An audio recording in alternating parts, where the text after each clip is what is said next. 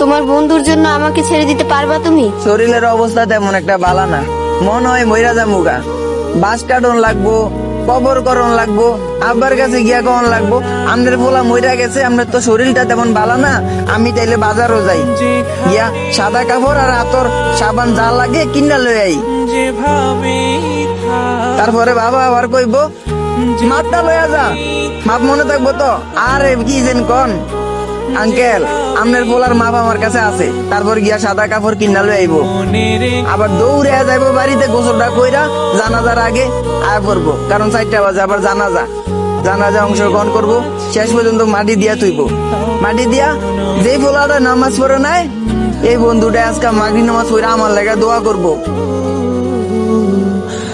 ভুলে যেও না কখনো যেখানেই